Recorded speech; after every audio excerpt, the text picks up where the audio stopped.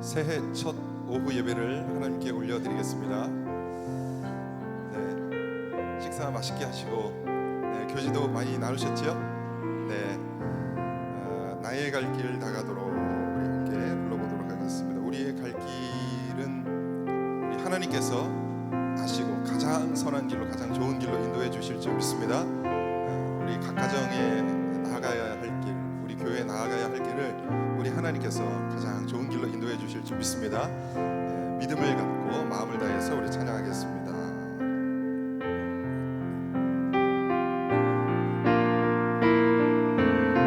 나의 갈 길 다가도록, 나의 갈 길 다가도록 예수 인도하시. 내 주 안에 있는 그늘 어찌 의심하리요. 믿음으로 사는 자는 하늘 위로 받겠네. 무슨 일을 만나든지 만사 형통하리라. 무슨 일을 만나든지, 무슨 일을 만나든지 만사 형통. 1절 다시 한번 부르겠습니다. 나의 갈 길 다가도록, 나의 갈 길 다가도록 예수님 인도하십니다. 내 주 안에 있는 그늘 어찌 의심하리요. 믿음으로 사는 자는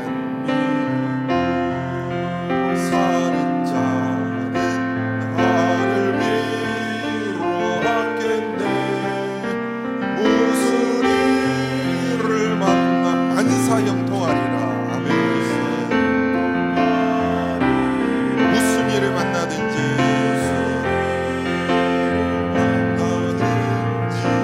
만사 형통하리. 나의 갈 길 다가도록, 나의 갈 길 다가도록 예수님 인도하십니다. 어려운 일 당할 때도 족한 은혜 주십니다. 나는 심히 고난하고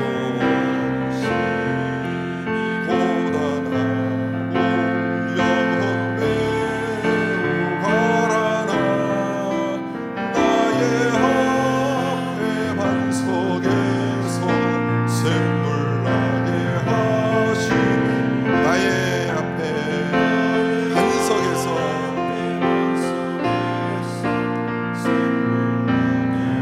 아멘. 나의 갈 길 다가도록, 나의 갈 길 다가 예수님 인도하십니다. 그의 사랑 어찌 큰지 말로 할 수 없도다. 성령 감화받은 영혼, 성령 감화받은 영혼, 하늘 날아갈 때 영영물을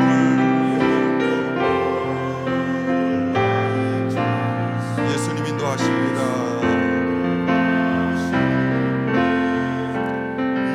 영영물을 나의 찬송 예수 인도. 3절 다시 부릅니다. 나의 갈 길 다가도록, 나의 갈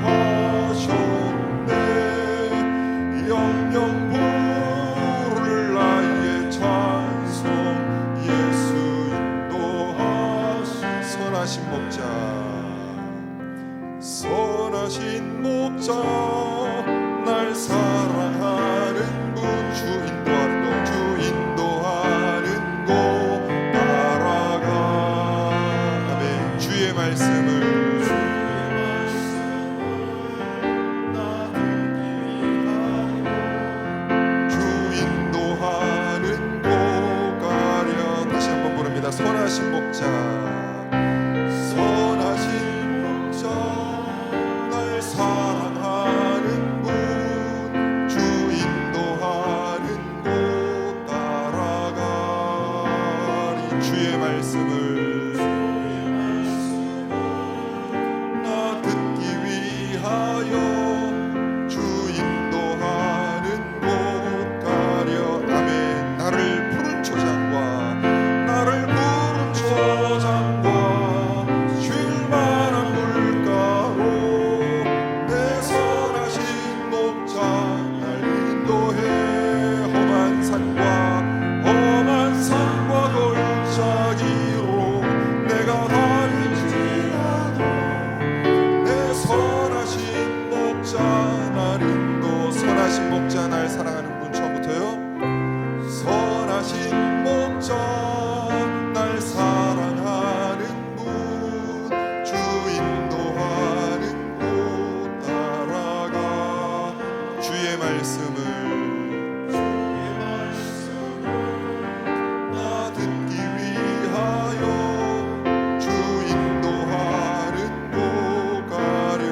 나를 푸른 초장과 나를 푸른 초장과 쉴 만한 물가로 내 선하신 목자 날 인도해. 아멘. 험한 산과 골짜기로 내가 다닐지라도 내 선하신 목자 날 인도. 나를 푸른 초장과 나를 푸른 초장과 쉴 만한 물가로 내 선하신 목자 날 인도해. 험한 산과 골짜기로 내가 다닐지라도 내 선하신 목자 날 인도해. 믿으십니까? 우리 주님께서 우리의 가장 선한 목자가 되심을 믿으십니까? 믿는 자에게 우리 예수님께서 가장 선한 목자가 되어 주실 줄 믿습니다. 그래서 우리는 양이고 우리 예수님은 목자시기 때문에 예수님께서 가라 하는 곳으로 가면 될 줄 믿습니다. 내가 양들이 풀밭이 어디 있는지, 물이 어디 있는지 고민할 필요가 없습니다. 예수님께서 이쪽으로 가라 하면 가면 되는 것이고, 저쪽으로 인도하시면 저쪽으로 따라가면 되는 줄 믿습니다. 예수님을 쭉 따라갈 때 우리 마음에 기쁨이 있고 평안이 있습니다. 걱정과 근심이 사라집니다.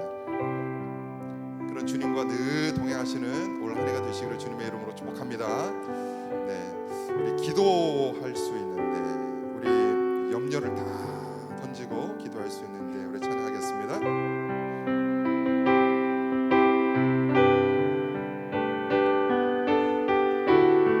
기도할 수 있는데 왜 걱정하십니까?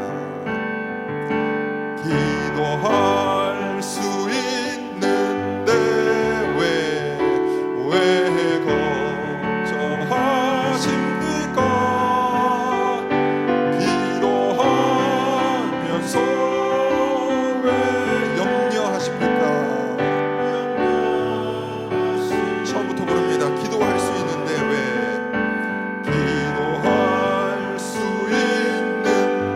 걱정을 던져버리시기 바랍니다. 왜 걱정하십니까? 기도하면서 염려를 던져버리시기 바랍니다. 염려하시니 주님 앞에 무릎 꿇고 주님 앞에 무릎 꿇고 간구해 보세요.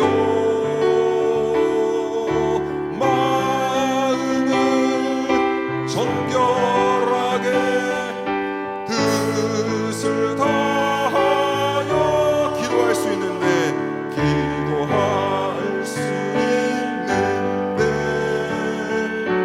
왜 걱정하십니까? 기도하면서 왜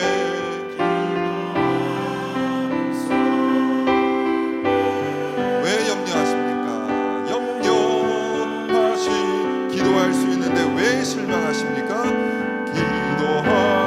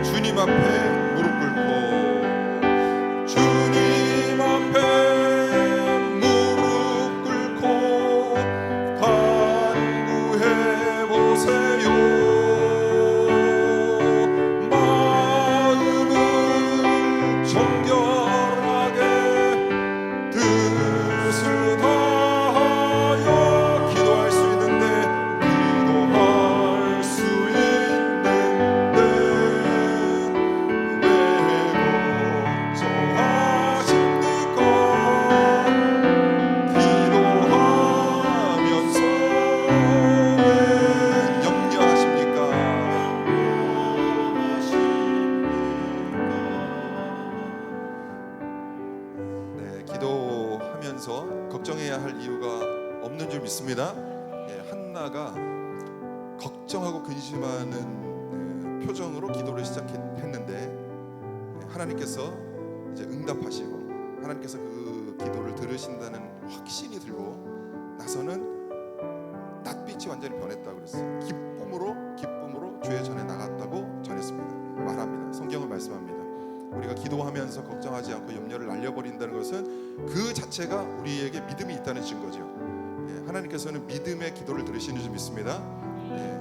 기도하면서 같이 걱정하고 기도하면서 염려하는 것은 믿음의 기도가 아닙니다. 모든 걱정과 염려를 하나님께 맡겨버리시고 기도하면서 웃으면서 하나님께서 응답하여 주실 줄 믿고 확신을 갖고 기도하시기 바랍니다. 그럴 때 우리 주 안에 있는 우리에게 딴근심이 없어지면서 주님께서 온전히 우리의 길을 인도하실 줄 믿습니다. 주 안에 있는 나에게 우리 마지막으로 찬양을 올리시겠습니다.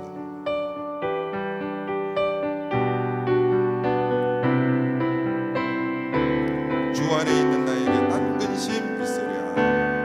주 안에 있는 나에게 딴근심이 있으랴. 십자가 밑에 나가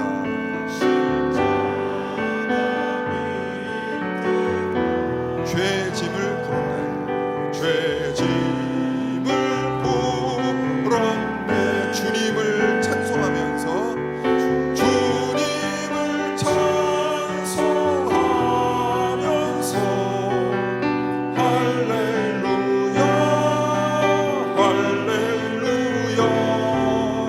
내 앞길 멀고 험해도 나 주님만 따라가.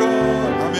그 두려움이 변하여 그 두려움이 변하여 내 기도 되었고 전날의 한숨 변하여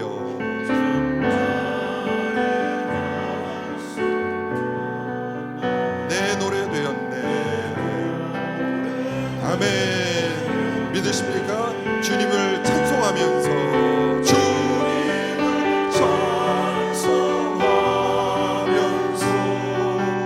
할렐루야 할렐루야. 내 앞길 멀고 험해도 나 주님만 따라가리. 내 주는 자비하셔서 내 주는 자비하셔서 늘 함께 계시고 내 궁핍함을 아시고 늘 채워주십니다.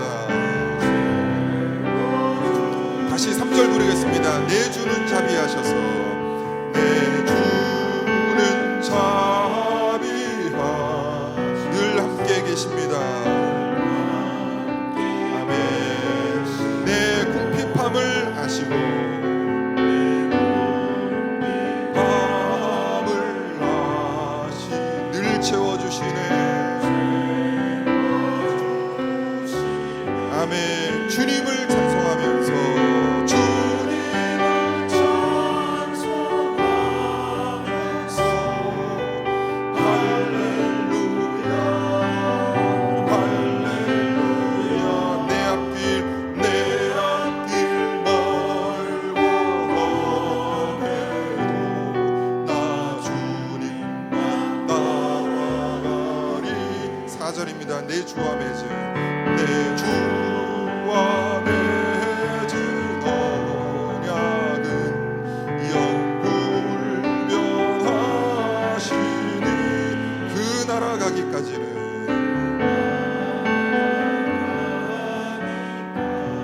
늘 보호하시네. 아멘. 믿습니다. 주님을 찬송하면서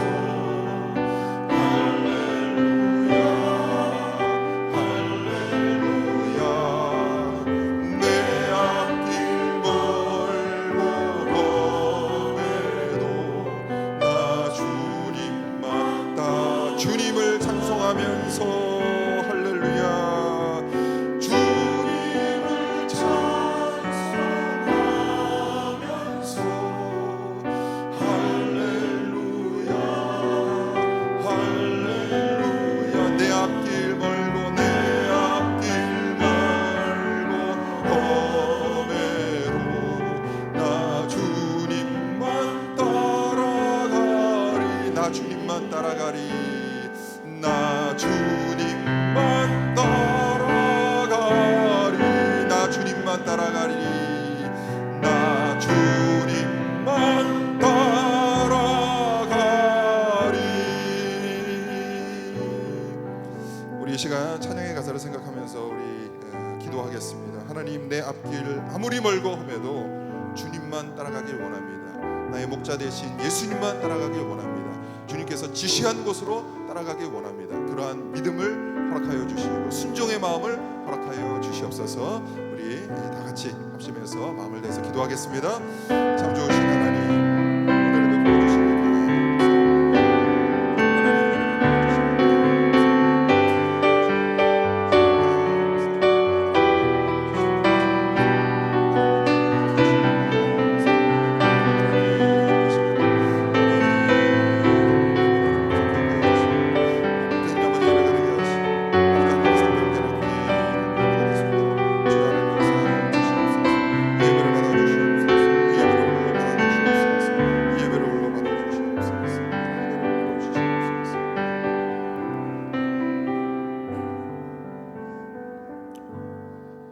하나님 아버지 감사합니다.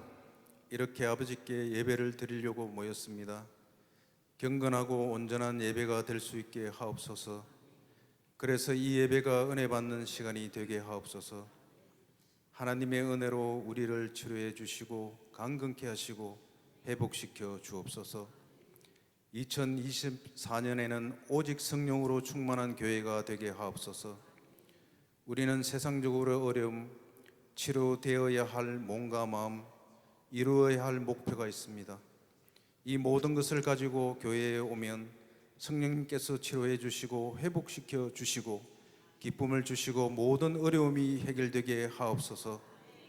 이 교회가 우리의 삶의 오아시스가 되게 하옵소서. 오직 성령으로 전신갑주를 입을 때 우리는 싸워 이길 수 있습니다. 악한 마귀는 다양한 모양으로 하루하루 쪽지 시험을 주는 것만 같습니다.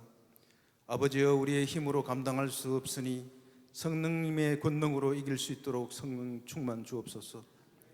그래서 빛의 전사 소금의 전사로 어둠과 싸워 이길 수 있도록 하옵소서.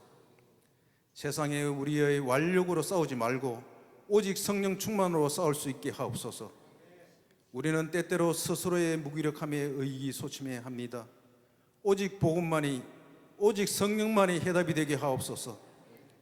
이 시간 목사님의 성령 충만을 통해서 선포된 말씀으로 우리 성도들도 성령 충만하여 영혼이 회복되기를 간절히 원하옵나이다. 이 모든 것을 우리 주 예수 그리스도의 이름으로 기도드렸사옵나이다. 아멘.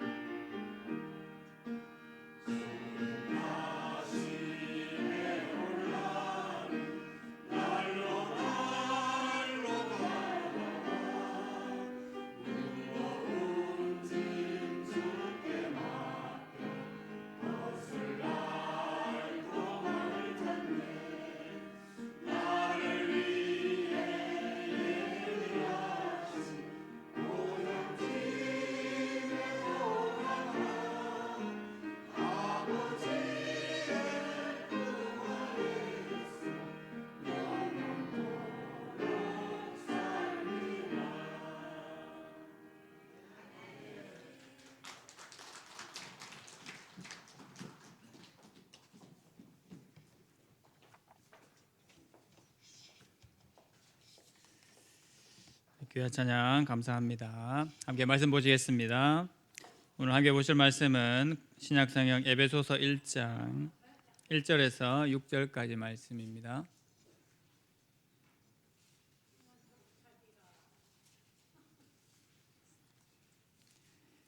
신약성경 에베소서 1장 1절에서 6절까지 말씀입니다. 제가 가진 성경으로 신약성경 310면에 있습니다.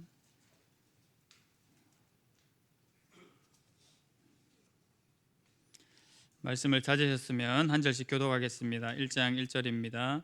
하나님의 뜻으로 말미암아 그리스도 예수의 사도된 바울은 에베소에 있는 성도들과 그리스도 예수 안에 있는 신실한 자들에게 편지하노니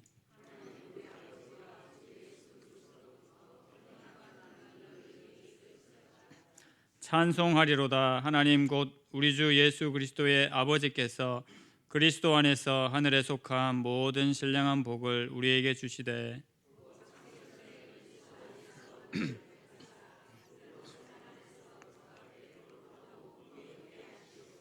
그 기쁘신 뜻대로 우리를 예정하사 예수 그리스도로 말미암아 자기의 아들들이 되게 하셨으니 그의 은혜의 영광을 찬송하게 하려는 것이라. 아멘. 시간이 바뀌어서 좀 어색하십니까? 시간은 바뀌어도 예배함은 우리가 그대로 사모하는 마음을 가지고 예배하는 줄로 믿습니다. 오늘 본문의 말씀을 가지고 찬송하리로다라는 제목으로 함께 말씀을 받고자 합니다. 에베소서는 어떤 성경보다도 교회에 관한 이야기를 가장 확실하게 우리에게 들려주고 있는 이야기입니다. 물론 삼위일체 하나님에 대해서 또 구속하신 예수 그리스도의 사역에 대해서도 얘기하고 있지만 어떤 성경보다도 교회가 무엇이고 교회가 나아가야 될 방향이 무엇인지를 가장 잘 알려주는 이야기가 에베소서 이야기입니다. 에베소서 말씀 통해서 우리가 그 교회에 대한 은혜를 더욱더 풍성히 받을 수 있는 또 좋은 시간 되기를 소망합니다. 1월 1일자 국민일보 기사에 보니까요, 한국 교회가 이제 가나안 성도 400만 시대를 살고 있다라는 그런 기사를 봤습니다. 가나안 성도, 가나안을 거꾸로 하면 안 나아가죠. 안 나아간데 실제로 이제 교회에 몸담지 않고 개인적으로 신앙생활을 하는 성도들의 숫자가 이렇게 많아졌다라는 사실입니다. 물론 뭐 이것은 하루 이틀의 얘기가 아닙니다. 근데 이게 정말 정확한 통계에 의해서 이제 이렇게 됐는지 저도 숫자가 참 의심스럽긴 합니다만, 한편으로는 기사를 보면서 이 통계가 좀 틀렸으면 좋겠다라는 그런 마음이 들 정도였죠. 400만이라 하면 결코 작은 숫자가 아닙니다. 대구의 인구도 훨씬 넘어서는 엄청난 숫자인데 아무튼 이러한 사실이 있는데요. 코로나도 이제 마무리가 되고 뭘 그럴까라는 생각이 들기도 합니다만 어쨌든 통계상 수치가 그렇게 반갑지만은 아닌 것이 사실입니다. 작년에 나왔던 한국교회 트렌드 2023이라는 그 교회 연구 보고서의 책에 보면 이 가나안 성도와 비슷한 말 용어가 이제 등장하는데 이 플로팅 성도라는 용어가 있습니다. 플로팅이라는 이제 영어 단어가 공중이나 물에 떠 있는 것, 그리고 어떤 유동성이 있는 것, 그런 의미를 이제 가지고 있거든요. 그래서 계속 움직이고 변화하는 성도의 그룹을 얘기를 하면서 플로팅 성도라는 그런 신조어가 등장을 했습니다. 교인들이 교회에 나오지 않는 이유는 사실 뭐 많이 있죠. 저처럼 이 목회자들이 불찰로 인해서 나오지 않는 경우도 있고, 교회에 문제가 있을 수도 있고, 또 여러 개인적인 문제들에 의해서 교회에 나가지 않고 개인적으로 신앙생활을 하려고 하시는 분들이 있습니다. 그 모든 이유들을 뭐 어떻게 단적으로 그렇게 이제 얘기할 수는 없겠지만 그래도 우리는 교회에 나와서 몸담으면서 신앙생활을 하는 것이 마땅한 이치이고, 또 하나님께서도 성경적으로 그렇게 말씀을 하고 계십니다. 우리가 옛날에 흔히 예를 들어서 많이 얘기를 할 때 요즘은 뭐 석탄을 잘 떼지는 않습니다만 학교 난로에 이제 석탄 떼는 시절이 있었죠. 근데 석탄을 한참 이렇게 뗄 때 그 속에서 석탄 알갱이 한 덩이를 건져 가지고 이제 바깥에 내놓으면 어떻습니까? 금방은 뜨겁지만 그 한 덩이 석탄은 꺼내놓자마자 거의 얼마 가지 못해서 식어버립니다. 근데 모아둔 석탄은 계속해서 뜨거운 열기를 이제 드러내게 되죠. 마치 이제 교인도 이렇다라는 겁니다. 함께 모아놓으면 뜨겁고 그 열기를 계속해서 이제 발산을 할 수가 있는데 따로 떨어뜨려 놓으면 아무래도 금방 식어질 수밖에 없다라는 그런 비유를 많이 들었습니다. 성도도 마찬가지입니다. 목회자인 저라 할지라도 교회에 소속이 되지 않고 따로 신앙생활을 하고 교회에 소속이 되지 않고 뭔가 제 개인적인 사역을 하려고 했을 때 분명히 한계가 있을 것입니다. 그래서 에베소서 말씀을 보면서 우리가 분명히 이것을 더 기억을 하게 됩니다. 시대가 아무리 바뀌어도 한 공동체 안에서 누리게 되는 그 영적인 은혜, 그리고 성도와의 교제, 교감은 어떤 것으로도 대체할 수 없다라는 사실을 우리가 잘 알고 있습니다. 물론 이 시대적인 숙제인 가난한 성도들을 위한 대처 방법들, 그런 연구들도 분명히 이제 진행이 되어야 되겠습니다만, 우리 인간의 마음속에 있는 어떤 이 근원적인 마음, 편하게 신앙생활 하려고 하는 마음은 그래도 어느 정도 버려야지만 우리가 좀 더 좋은 신앙생활을 할 수 있다라는 마음을 분명히 가져야 될 것입니다. 그들의 마음을 이해하는 동시에 또 교회에 소속되려고 하지 않는 그 마음을 이해하는 동시에 그 원인을 명확하게 잘 짚고, 또 그것이 하나님 앞에 잘못된 것이고 성경적이지 않은 것이라면 그것을 또 분명히 제시하고 그렇게 말할 수 있는 성도가 되어야 될 줄로 믿습니다. 한때 온라인 강의가 유행할 때 컴퓨터로 모든 것을 할 수 있고 또 수업을 들을 때가 있었죠. 지금도 그렇습니다. 그래서 온라인 수업이 굉장히 유행을 할 때 한때 전문가들이 이렇게 얘기를 했습니다. 곧 머지않아서 현장 수업이 다 사라질 것이다 라고 얘기했습니다. 왜냐하면 집에서도 얼마든지 컴퓨터 켜놓고 수업을 할 수 있고 또 뭐 다른 장소에서도 수업을 들을 수 있으니까 현장 수업이 다 이제 없어질 것이라고 그렇게 이야기를 했었죠. 일리가 있는 말이지 않습니까? 그런데 시간이 지나서 봤을 때 생각보다는 현장 수업이 그렇게 줄지 않았습니다. 그러니까 왜 그렇겠습니까? 뭐 주는 곳도 있기는 하겠지만 일반적으로는 인간이란 존재가 교감이 필요하고 정서적인 공감대가 필요한 그런 존재이기 때문에 사람은 직접 만나서 교감하고 만나서 어떤 그런 정서적인 공감대와 또 정보들을 공유하고 이런 여러 가지 정서들을 함께 이제 나눌 수 있기 때문에 그렇다라는 것이지요. 그래서 수업만 봐도 그런 것처럼 교회도 마찬가지입니다. 뭐 인터넷 켜놓고 수업이 아니죠. 예배를 이제 드릴 수도 있기는 하겠습니다만 또 그게 편할 때도 있기는 하지요. 그런데 뭔가 말할 수 없는 허전함이 사실 있지 않습니까? 그 시대를 다 지나와 보셨지 않습니까? 그런 것만 생각을 해봐도 우리가 교회에 함께 모여서 예배하고 함께 모여서 교제하고 또 영적인 공동체를 이루어 나간다라는 사실이 얼마나 중요한지 모르겠습니다. 그래서 여전히 예배 영역, 성도와의 교제 영역은 직접 만나지 않고는 한계가 있다라는 것을 역시 우리가 실감을 하고 그것들을 생각을 해보게 됩니다. 에베소서 말씀 통해서 이 교회의 존재 가치와 역할에 대해서 다시 한번 잘 생각해 볼 수 있기를 원합니다. 오늘 제목이 찬송하리로다인데요. 사도 바울이 왜 하나님을 찬송했는지를 세 가지로 나누어서 생각을 했으면 좋겠습니다. 첫 번째로 하나님의 뜻으로 이루어진 공동체가 교회 공동체이기 때문에 사도 바울은 제일 먼저 이것을 찬송을 하고 있습니다. 오늘 1장 1절 말씀 다시 한번 보시겠습니까? 같이 한번 읽어보겠습니다. 시작. 하나님의 뜻으로 말미암아 그리스도 예수의 사도된 바울은 에베소에 있는 성도들과 그리스도 예수 안에 있는 신실한 자들에게 편지하노니. 아멘. 사도 바울이 제일 먼저 언급한 말이 하나님의 뜻으로 말미암아라고 그렇게 선포를 하고 있습니다. 이 에베소서뿐만 아니라요, 사도 바울의 모든 서신들 그리고 사도 바울의 이 사역의 근간 속에 이 선포는 굉장히 중요합니다. 에베소에서만 그렇게 나타나 있지 않거든요. 거의 모든 서신서에 하나님의 뜻으로 말미암아, 하나님의 뜻으로 말미암아 사도된 나 바울, 또 교회된 너희라는 것을 사도 바울이 계속적으로 이야기를 하고 있습니다. 이렇게 사람을 만나고 우리가 교회를 이루고 살아가는 것, 또 하나님의 사역을 감당하고 하나님의 나라를 이 땅 가운데 이루어가는 그 과정을 어떤 이유로 설명하지 않고 바로 단적인 한마디, 하나님의 뜻으로 말미암아 이 일이 이렇게 진행되었음을 사도 바울이 분명히 선포하고 있습니다. 정말 죄인 중에 괴수였던 나 자신이 하나님의 사도가 된 것도 하나님의 뜻이고, 우리 한 사람 한 사람이 하나님의 교회로 받은 것도, 또 교회로 부름받아 이곳에서 함께 생활하고 있는 것도 하나님의 뜻이다라고 그렇게 선포를 하고 있는 것이죠. 이것이 왜 중요하겠습니까? 삶의 모든 원인과 우리가 하고 있는 모든 사역의 원인이 하나님 앞에 있음을 고백하기 때문입니다.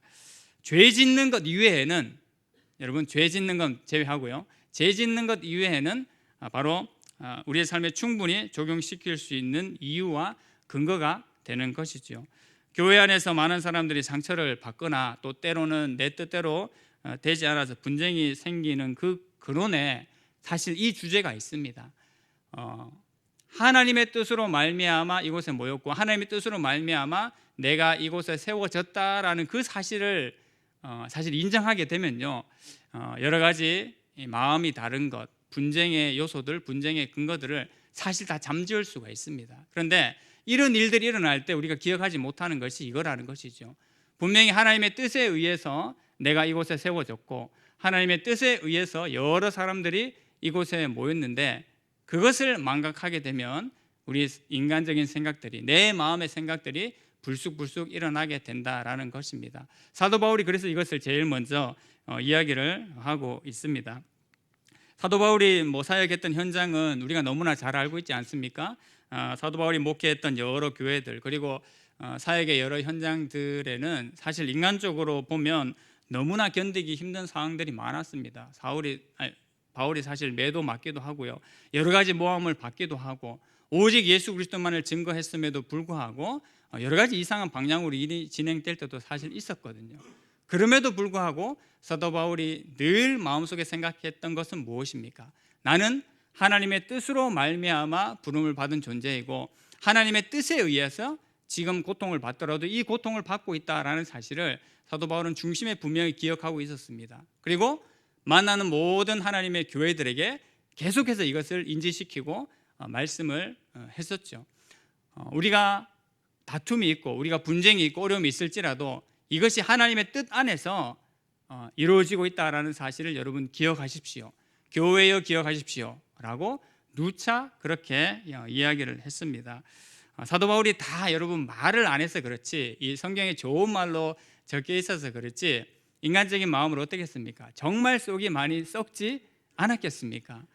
여러 사역을 이렇게 하면서 정말 경상도 사투리로 이게 뭔 교회고 라는 그런 마음이 충분히 사도 바울 가운데 들었을 것입니다. 그래서 그런 인간적인 마음이 생길 때에도 그래도 사도 바울은 하나님의 뜻에 의해서 이 교회들이 곳곳에 세워지고, 하나님의 뜻에 의해서 이 하나님의 사역이 진행되고 있다라는 사실을 분명히 근간에 두고 있었습니다. 이것이 인정이 안 되는 성도들은 어려울 수밖에 없습니다.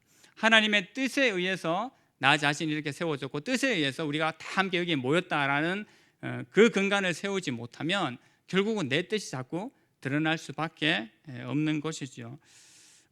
저만 해도 보십시오. 제 개인적인 상황들, 또 이 담임 목사님과의 특별한 관계가 있지 않습니까? 근데 이런 여러 관계들도 중요하지만 제가 이곳에 와서 함께 사역할 수 있고 또 섬김을 받고 섬길 수 있는 가장 근본적인 근간은 무엇이겠습니까? 하나님의 뜻이 이 교회에 있었고 또 저를 인도하신 뜻이 있었기 때문에 이렇게 올 수 있지 않았겠습니까?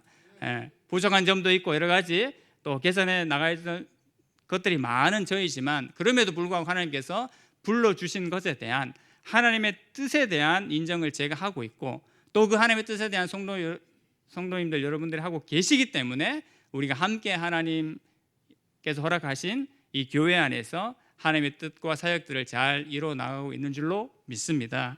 바로 이것이 첫 번째로 기억해야 될 중요한 근간이죠.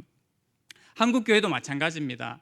한국의 모든 기관들, 또 특별히 여러 가지 정황들 가운데 우리가 하나님의 뜻 안에 부름을 받은 존재들이다라는 사실을 분명히 인지하고 그것을 중심에 둔다면요, 사실 많은 분쟁과 분열들이 하나로 모아줄 수 있는 부분들이 많습니다. 그런데 하나님의 뜻보다는 여러 뜻들이 작용되고 일어났기 때문에 여러 좋지 않은 모습들이 일어나고 있는 것이죠. 그래서 사도 바울은 어떤 것보다도 하나님의 뜻으로 이루어진 공동체, 하나님의 뜻에 의하여 부름받은 교회에 대해서 제일 먼저 선포하고 그 중심에 우리의 근간을 둘 것을 다시 한번 우리에게 이야기를 하고 있습니다. 24년 한 해를 시작하면서 우리 안에 이 확신이 가득해야 될 줄로 믿습니다. 다른 이상한 것에 확신을 가질 것이 아니라 하나님 뜻 안에서 움직이고 있는 우리 교회, 우리 공동체라는 사실을 기억하고 말하고 행동하고 기도해야겠습니다. 이것이 우리 스스로를 지키고 또 우리 교회를 반석 위에 세우는 중요한 근간이 될 줄로 믿습니다. 두 번째로 사도 바울이 하나님을 찬송하는 이유는요, 은혜와 평강이 있는 교회 공동체이기 때문에 하나님을 찬송을 하고 있습니다. 2절 말씀에 나타나 있죠. 하나님 우리 아버지와 주 예수 그리스도로부터 은혜와 평강이 너희에게 있을지어다. 아멘. 이렇게 사도 바울이 이야기를 하고 있습니다. 하나님의 뜻으로 말미암았다라는 사실도 그러하고요. 이 은혜와 진리 또 은혜와 평강 이 단어는 역시 사도 바울의 많은 서신에서 나타나는 중요한 용어입니다. 은혜 원어로 보면 헬라어로 카리스라는 그런 용어를 담고 있습니다. 그다음 평강은 에이레네라는 그 원어를 담고 있죠. 그래서 은혜와 평강하면 카리스와 에이레네라고 그렇게 불립니다. 은혜는 풀어서 해석하면 어떤 겁니까? 받을 자격이 되지 않지만, 받을 자격이 안 되지만 받게 되는 것, 그게 은혜입니다. 그렇지 않습니까? 우리가 죄악에 빠져서 허우적거리면서 헤어나올 수 없었던 그러한 나를 바로 예수 그리스도의 죽으심으로 말미암아 다시 살아나게 된 것이 한마디로 은혜죠. 그래서 은혜 받는 자는 사실 할 말이 없습니다. 왜요? 사실 죽은 거나 다름없었는데 예수님께서 다시 살려주셨기 때문에 은혜 받은 자는 사실 할 말이 없는 것이 은혜 받은 자의 특징입니다. 그래서 그저 감사와 기쁨으로 살아가는 것, 비록 세상 속에 살아가고 있어서 망각할 때도 있지만 우리가 이 은혜로 살아간다라는 것을 예수 그리스도를 믿는 모든 성도들은 기본적으로 고백을 하고 있는 것입니다. 그래서 이 은혜 안에 너희가 세워졌고 주의 교회가 세워졌다라는 것을 사도 바울이 은혜라는 단어를 통해서 이야기를 하고 있습니다. 평강은 무엇으로 설명할 수 있겠습니까? 평강은 이제 관계 회복이다라는 말을 이제 많이 쓰게 되는데 논리적으로 생각을 했을 때요. 논리적으로 생각했을 때 평강은 바로 은혜를 받은 사람에 의해서 나타나는 결과가 평강입니다. 그러니까 은혜가 있어야지만 평강이 나타난다라고 할 수가 있다라는 거죠. 은혜 없이 평강이 주어질 수가 없습니다. 예수 그리스도의 십자가의 보혈, 예수 그리스도의 부활하심, 예수 그리스도의 승천하심, 그것이 있었기 때문에 평강이 우리에게 주어졌다라는 사실입니다. 바로 하나님께 은혜를 받음으로 변화되는 현상들, 그것이 바로 평강입니다. 다른 말로 하면 이 가로막혀 있던 담이 허물어졌다라는 그런 표현들을 많이 쓰지 않습니까? 분리되어 있다가 연합하게 되는 것, 연합하게 되니까 화해를 가져오고 화합을 가져오게 되는데 이것이 바로 평강입니다. 그 가운데서 놀라운 마음의 편안함을 가지고 오는 거죠. 심령의 편안함을 가지고 오는 겁니다. 그래서 성경은 이것을 두고 막힌 담을 허물어 버리셨다라고 그렇게 표현하지 않습니까? 에베소서에도 쭉 우리가 이제 묵상을 하다 보면 이 표현을 말씀하고 있습니다. 그 근간에 유대인들과 이방인 사이의 벽을 허물어 버리는 놀라운 역사가 있다라고 이야기를 하고 있습니다. 저희 입장에서는 유대인과 이방인의 그 막힌 담, 그것을 허물었다라고 그러면 그런가 보다라는 이제 그런 느낌이죠. 근데 그 의미가 어떤 의미겠습니까? 유대인과 이방인 사이에 가로막혀 있던 그 담을 허물었다라는 것은 이 사이에 있었던 담이 허물어졌다라면 인간 세상 사이에 허물어지지 않을 담은 하나도 없다라고 그렇게 얘기할 수 있는 그런 존재입니다. 그런 상황입니다. 그러니까 우리는 너희 유대인들, 우리는 이방인이니까 늘 그렇게 허물어졌지 예수님 때문에 그렇게 생각하지만 그 관계가 허물어졌다라면 우리 인간이 살아가면서 모든 세상 만사 중에 막힌 담 중에 허물어지지 않을 것은 아무것도 없다라고 할 만큼 엄청난 허물어짐을 이야기를 하고 있는 것이지요. 바로 예수 그리스도를 받은 자들이, 예수 그리스도를 머리로 중심으로 모인 자들이 바로 이 은혜와 평강의 복을 받게 되었다라는 말씀을 하고 있습니다. 그렇기 때문에 교회가 중요한 것입니다. 왜요? 세상은 교회를 보고 많이 뭐라고 합니다만 세상은 사실 이 은혜를 모르지 않습니까? 이 은혜를 모를 뿐더러 이 은혜로 말미암은 평강을 경험하지 못한 것이 세상입니다. 그러니까 이 맛을 보여줘야지만, 이 맛을 느낄 때에만 그 교회 안에 있는 은혜와 평강을 알게 되고 또 그 축복을 받아 누리며 살게 되는 것이죠. 그래서 이 은혜와 평강이 있는 공동체, 교회를 우리에게 주시는 것을 사도 바울은 역시 찬송하지 않을 수 없음을 이야기를 하고 있습니다. 시대가 많이 바뀌어서요, 그런 것 같아요. 세상은 그래도 과거에는 교회에서 뭔가 이렇게 선을 베풀고 교회에서 뭔가 이제 잘해주면 세상 사람들이 그래도 그런 마음이 조금 있었던 것 같아요. 그래도 교회가 좋은 일을 하는구나, 그래도 교회가 뭔가 의미 있는 일을 하는구나 라는 그런 마음을 그래도 과거에는 조금이라도 받아들였던 것 같아요. 지금도 물론 그런 사람이 있겠지만, 근데 요즘 이렇게 구제하고 교회에서 뭔가 이제 외부에 이제 도와주면 이런 말을 하시는 분도 있더라고요. 그래, 교회 너희는 좋겠다, 돈 많아서. 교회 너희는 좋겠다, 뭐가 많아서. 그런 식으로 반응을 하기도 하더라고요. 그러니까 세상은 날이 가면 갈수록 참 더 희한하게 반응을 하는 것 같습니다. 저희 기대는 사실 그렇지 않습니까? 우리가 이렇게 하면 이런 반응이 올 것이다 라는 마음을 좀 가지고 있지만 세상은 사실 그렇지 않거든요. 이런 기대를 완전히 엎어버리는 게 현상의 시대이고 요즘의 시대인 것 같습니다. 그럼에도 불구하고 하나님께서 교회에 주신 복이 무엇인지를 우리는 분명히 알아야 될 줄로 믿습니다. 교회에 허락하신 복이 놀라운 은혜와 평강이다라는 사실을 우리는 늘 인지하고 기억하고 그것을 누려야지만 이것을 나눠줄 수 있다라는 거죠. 간혹 우리가 은혜가 없을 때 어떻게 됩니까? 세상 사람들이 그렇게 얘기하면 그래, 교회가 진짜 그런 것 같다. 그러면 그게 넘어가는 겁니다. 아니죠. 하나님의 은혜는 끝이 없고 하나님의 그 은혜로 말미암은 평강은 끝이 없는 줄로 믿습니다. 우리가 그 은혜 가운데 살아가는 존재들이다라는 사실을 분명히 기억하기를 소망합니다. 사도 바울이 이것을 역시나 찬송하고 감사하고 있습니다. 마지막 세 번째는요, 하늘의 신령한 복을 받는 공동체로서의 교회를 사도 바울이 역시 찬양을 하고 있습니다. 하나님의 뜻으로 이루어진 교회 공동체를 찬양하고요, 은혜와 평강이 있는 교회 공동체를 찬양하고, 마지막으로 하늘의 신령한 복을 받는 공동체를 사도 바울이 찬양을 하고 있습니다. 3절 말씀 같이 한번 읽어보시겠습니다. 시작. 찬송하리로다. 하나님 곧 우리 주 예수 그리스도의 아버지께서 그리스도 안에서 하늘에 속한 모든 신령한 복을 우리에게 주시되. 아멘. 이 부분은 특별히 찬송하리로다 라고 선포를 해놓고 이 이야기를 하고 있죠. 물론 이렇게 구분을 해보면 제일 먼저 성부 하나님의 사역을 찬송을 하고 있는 것입니다. 이유를 설명을 해서가 아니라요, 일단은 하나님을 찬송하고 봐야 되겠다라고 사도 바울이 그렇게 선포하고 있는 것입니다. 이유가 너무너무 많기 때문에 그거 다 얘기하고 하나님을 찬송하시다라고 하지 않는 거죠. 선포를 먼저 하는 겁니다. 하나님 영광 받으시옵소서, 하나님은 우리의 찬송을 받으시기 합당하신 분이십니다 라고 선포를 해놓고 그 이유들을 쭉 설명을 해주고 있습니다. 자, 하나님께서 우리에게 복 주시는 분이시다라는 것은 우리가 너무나 잘 알고 있습니다. 근데 3절 말씀에 근거하면 어떤 복을 주시겠다라고 말씀을 하십니까?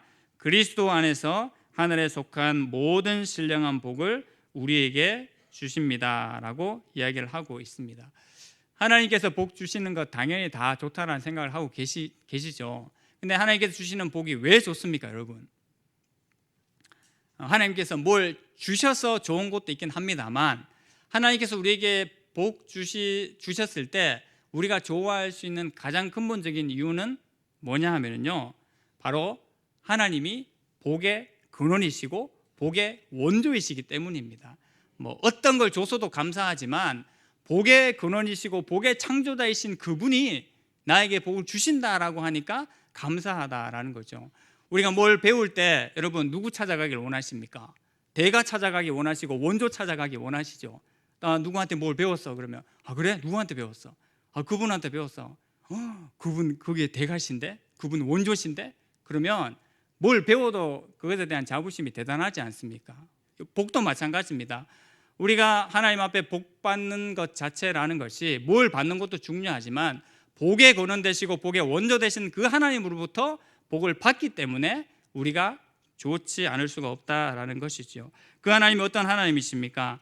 만물을 창조하셨고 만물을 다스리시는 분이 우리 하나님이십니다. 그러니까 만물의 모든 것을 다 알고 계시는 그 하나님께로부터 우리가 신령한 복을 다 받아 누린다라는 것입니다. 그러니까 사도 바울이 찬송하지 않을 수가 없다라고 이야기를 하고 있습니다. 그리고 더불어서 1장 23절에 이 부분을 좀 부연 설명할 수 있겠는데요. 1장 23절 말씀도 같이 한번 보시겠습니다. 같이 한번 읽어보실까요? 교회는 그의 몸이니 만물 안에서 만물을 충만하게 하시는 이의 충만함이니라. 아멘. 말을 참 어렵게 써놨어요. 네, 교회는 그의 몸이니 만물 안에서 만물을 충만하게 하시는 이의 충만함이니라. 하나님께서 이 만물을 충만하게 하시는 분이다라고 하셨습니다. 그건 인정하시죠? 하나님께서 천지 만물을 창조하시고 다스리시기 때문에 이 만물을 충만하게 하시는 분이 우리 하나님이신 줄로 믿습니다. 근데 그 만물의 충만함을 하나님께서는 특별히 교회를 통해서 더 명확하게 드러내기를 원하신다라는 사실입니다.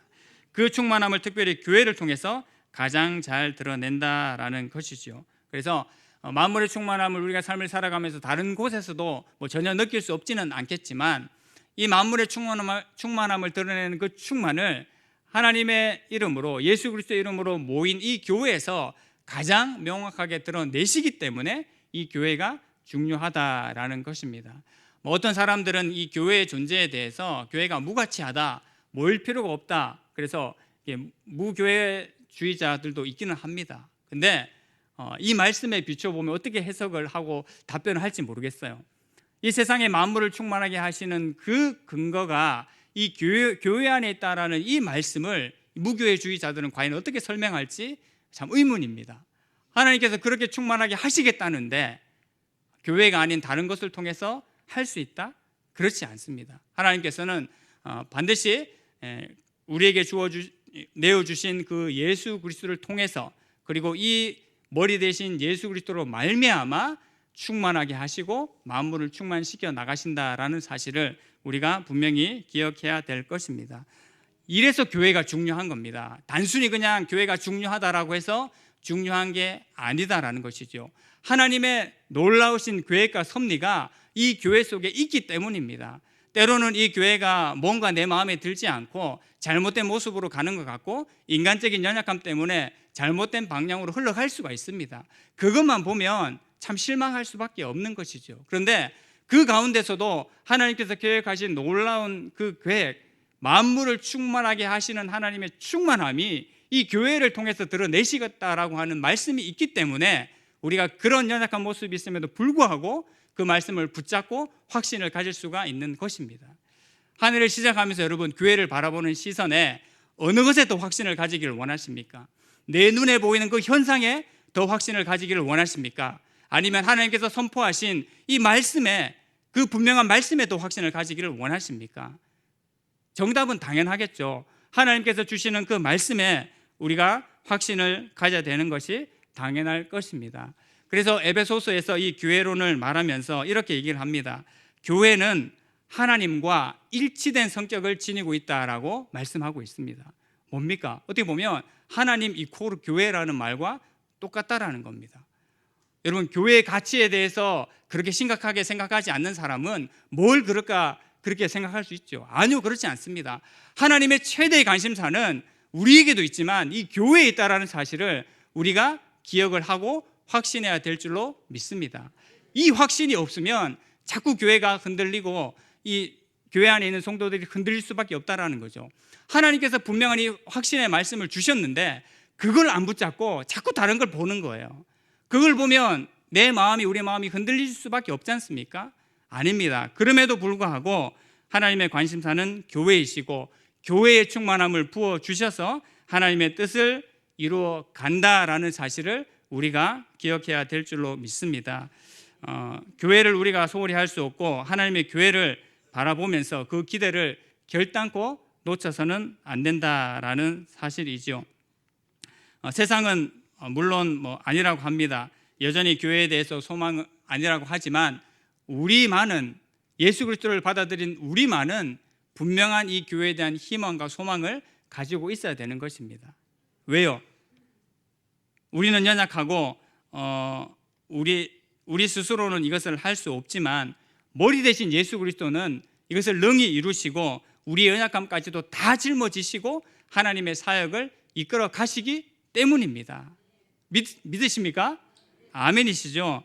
그렇습니다. 우리 안에는 연약함이 분명히 있습니다. 하지만 그 연약함까지도 다 짊어지시고 나가시는 예수 그리스도가 우리 교회의 머리 되시기 때문에 우리가 이 확신의 말씀을 가지고 소망을 품고 살아갈 수가 있는 것입니다. 우리 한 해 시작하면서 에베소서 말씀에 선포해 주시는 그 말씀을 다시 한번 잘 기억하기를 원합니다. 사도 바울은 이 교회를 생각했을 때 하나님을 찬송하지 않을 수가 없다라고 했습니다. 하나님의 뜻 안에 있고 은혜와 평강을 날마다 부어주시고 하늘의 신령한 복을 날마다 부어주신 그 하나님을 어찌 내가 찬송하지 않을 수가 있겠습니까? 라고 고백하는 것이지요. 물론 인간적인 연약함 속에서 이런 고백을 합니다만 우리도 마찬가지일 줄로 믿습니다. 우리 안에 연약함들, 부족함들이 있지만 하나님께서 주의 교회를 통해서 주시겠다고 약속하신 그 약속의 말씀을 굳건히 붙잡고 그것을 대한 확신을 가지고 하나님 앞에 또 이 안에도 당당히 시작하고 또 그 말씀을 계속적으로 간구하면서 이루어 나가는 은혜가 우리의 심령 가운데, 주의 교회 가운데 충만케 되기를 간절히 소망합니다. 우리 말씀을 붙잡고 같이 한번 기도하기를 원합니다. 하나님 아버지, 하나님을 찬송하였던 그 사도 바울의 이유들을 우리가 다시 한번 생각해 보기를 원합니다. 하나님, 내 안에 자꾸 인간적인 시선과 마음들로 생각하고 바라보고 그러할 것이 아니라 하나님 허락하신 그 약속의 말씀을 바라보고 확신을 가질 수 있는 은혜가 우리의 심령과 마음 가운데 충만케 하여 주시옵소서. 날마다 우리에게 은혜와 평강을 부어주시고 하늘의 신령한 복으로 부어주시겠다라고 말씀하신 그 약속의 말씀을 굳건히 붙잡고 우리를 충만하게 하시는 그 예수 그리스도의 은혜가 나의 심령 가운데, 주의 교회 가운데 충만케 하여 주시옵소서라고 우리 고백하며 기도하기를 원합니다. 기도하겠습니다. 하나님 아버지, 하나님 이 에베소서의 말씀을 통해서 하나님의 은혜 가운데 나아가게 하신 것을 감사합니다. 하나님, 주의 교회를 향하여서 하나님께서 붙잡고 계시는 그 말씀을 기억하며 하나님의 관심사를 기억하며 하나님 앞에 세워지기를 원합니다. 하나님, 하나님의 뜻 안에 우리가 모였음을 고백하고 은혜와 평강을 날마다 부어주신 것을 주님 고백합니다. 하나님 아버지, 그 약속의 말씀을 분명히 붙잡게 하여 주시옵소서. 만물을 충만케 하시는 그 하나님의 은혜와 소망이 주의 교회를 통하여서 이루어지게 하여 주시고 주의 교회를 통해 하나님 앞에 날마다 나아가게 하신다라는 사실을 하나님 오늘도 기억하며 하나님 앞에 세워지기를 원합니다. 하나님, 우리가 묻던 확신과 그 약속의 말씀을 받기를 원하나이까. 하나님, 나의 심령을 돌아보게 하시고 우리의 심령을 돌아보게 하셨어. 주어진 그 약속의 말씀을 굳건하게 붙잡으며 우리 교회를, 주의 교회를 온전케 하여 주시고 완전케 하여 주시는 그 하나님의 은혜 가운데로 우리 모두가 날마다 나아갈 수 있도록 하나님 은혜 위에 은혜를 더하여 주시옵소서. 신령한 복을 허락하실 그 하나님을 기대하며 날마다 하나님 앞에 소망을 두게 하여 주시고 찬송하게 하시고 기도하게 하셔서 끝내는 하나님의 나라가 이 땅 가운데 이루어지는 은혜가, 주의 교회를 통하여서 이루어지는 은혜가 충만한 우리의 삶이 되게 하여 주시옵소서. 이 모든 말씀을 살아계신 예수 그리스도의 이름으로 기도하옵나이다. 아멘. 이제는 우리 주 예수 그리스도의 은혜와 아버지 하나님의 놀라우신 사랑과 성령님의 감동감화 역사하심이 하나님을 찬송할 수밖에 없는 인생임을 하나님 앞에 다시 한번 고백하며 날마다 하늘의 신령한 복을 받아 누릴 것을 소망하고 기뻐하고 기대하며 이 예배당을 나서는 모든 주의 성도들에게 지금으로부터 영원토록 함께 있을지어다. 아멘.